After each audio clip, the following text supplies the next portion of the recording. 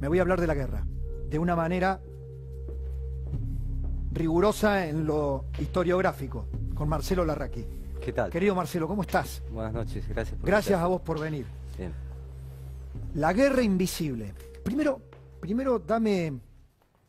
sé que sos un profesional que bucea en la historia, busca datos con mucha rigurosidad, pero quiero preguntarte por esto, ¿no? Sí. Por esto más, Sí, más sensible. es un sentimiento contradictorio porque creo que lo que hizo Galtieri fue manipular el sentimiento de los argentinos, ¿no? Como decís, estafar a los argentinos en la agonía de la dictadura, el último tiro, apelando a una causa nacional histórica, porque nosotros como argentinos, desde el colegio mismo aprendimos que estaba el himno, estaba la escarapela y estaban las Malvinas. Así es.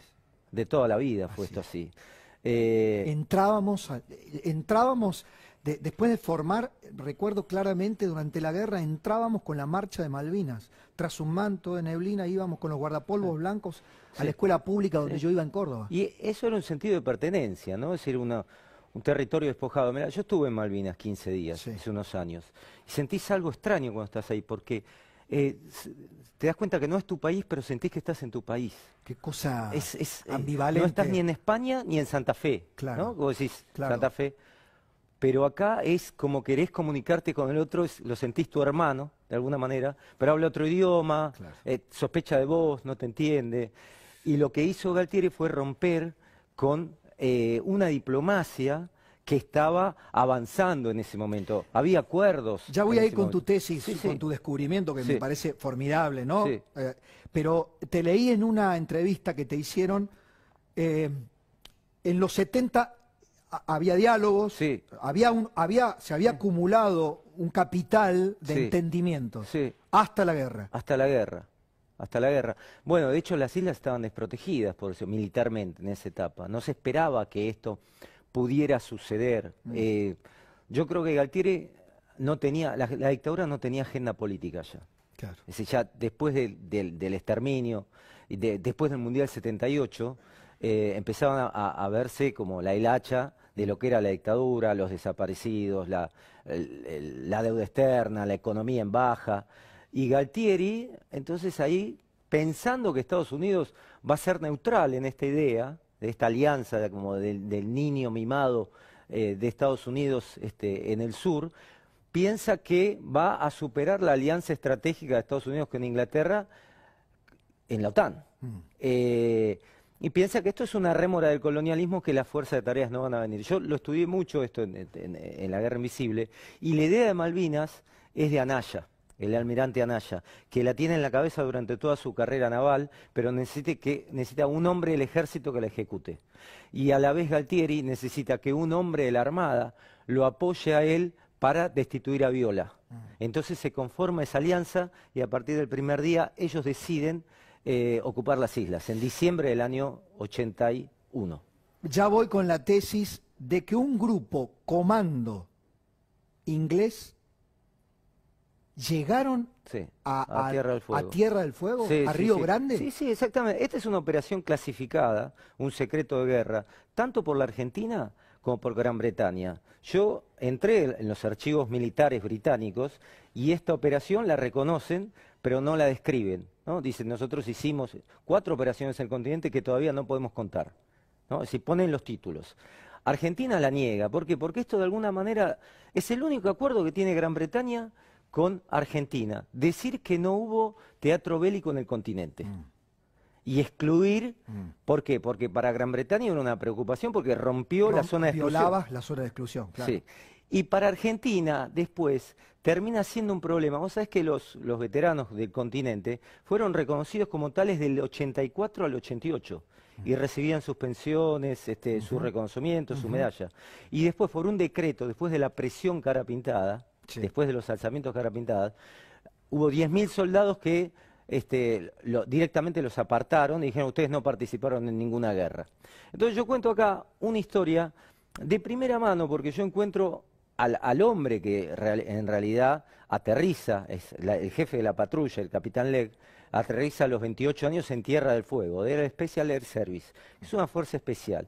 Su misión, una de las más preparadas del mundo además, Su misión era directamente volar la base, matar a los pilotos del Super Étender. Que tenía la particularidad de ese avión que había impactado sobre el destructor Sheffield. Perdóname, sí. Malvinas fue un ensayo de una nueva manera de hacer la guerra, desde esa perspectiva. Claro, porque Argentina tenía un arma tecnológica superior a la de Gran Bretaña, que era un avión que podía lanzar su misil desde 40 kilómetros. Eso hasta ese momento no se había aplicado nunca. No, el primer misil lo tira Argentina en combate en un avión francés. Y Gran Bretaña no lo puede percibir ese misil sino 2 minutos antes.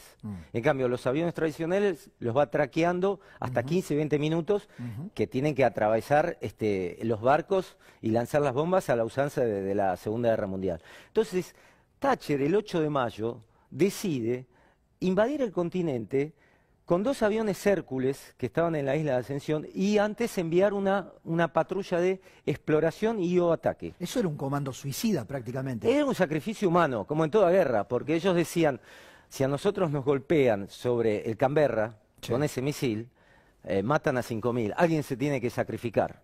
Y algo hay que hacer. Es así la guerra, esta es un poco la filosofía de guerra, de enviar un comando de sacrificio humano para destruir, eliminar esto. Y llegan a aterrizar. Ahora, ¿cómo encuentro yo esta historia? Este capitán, que después le hacen un juicio, porque él llega y se da cuenta que los interceptan en Tierra del Fuego. Entonces va a un segundo punto de desembarco en la frontera chilena, que era una frontera muy laxa. Vos ahí entrabas por estancias.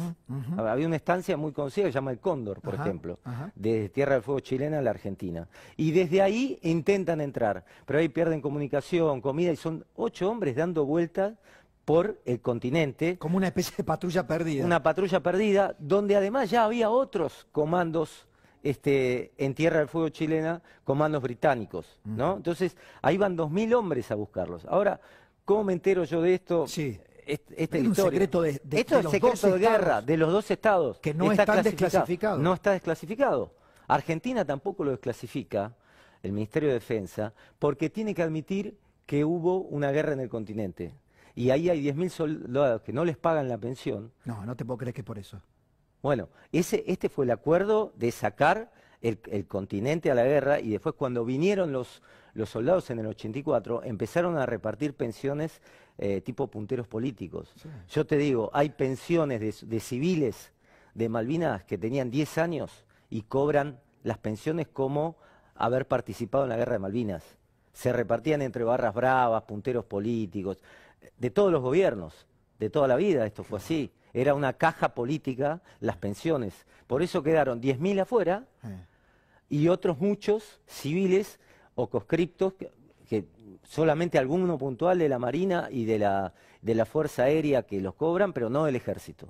Por eso en los diarios de guerra, no abren los diarios de guerra que demuestran que hubo participación. Mira, hubo un helicóptero del Ejército que aparentemente impactado por un misil el 30 de abril en Comodoro Rivadavia. Fueron 12 helicópteros del Ejército porque percibieron la posibilidad de que un Gomón intentara desembarcar para destruir las plantas de combustible, porque acá se estaba jugando la guerra en el continente. El centro de gravedad de la guerra después del ataque al Sheffield fue el continente. Es decir, Inglaterra no se podía permitir otro ataque más de un Super Étender.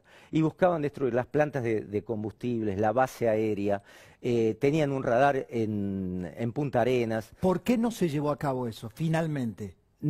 Primero porque no lo logra, porque este capitán Legge, y por eso lo enjuician, va a un segundo punto de desembarco porque tenía que caminar 50 kilómetros. O sea, fracasa esa operación. Esa fracasa, pero se queda dando vueltas, él, buscando hacerla.